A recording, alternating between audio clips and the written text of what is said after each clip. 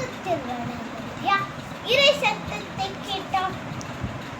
ஒரு நாள் சாமுவேல் தூங்கிக் கொண்டிருக்கும் போது கர்த்தர் சாமுவேலை அழைத்தார். கர்த்தர் அழைத்தபோது இது ஏலியின் குரலில் நினைத்து ஏலியிடம் ஓடினான். ஏலி, நான் உன்னை அழைக்கவில்லை, நீ போய் படுத்துக்கொள் என்று சொன்னான்.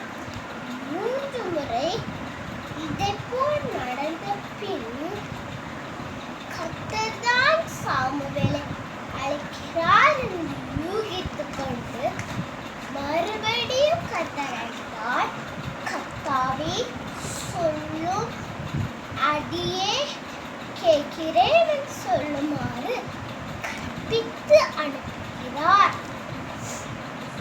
சாமுவேல் அப்படியே செய்தபோது கர்த்தர் சாமுவேலோடு பேசி எதிர்காலத்தில் தான் செய்ய போகிறதை சாமுவேலுக்கு முன்னறிவித்தார்.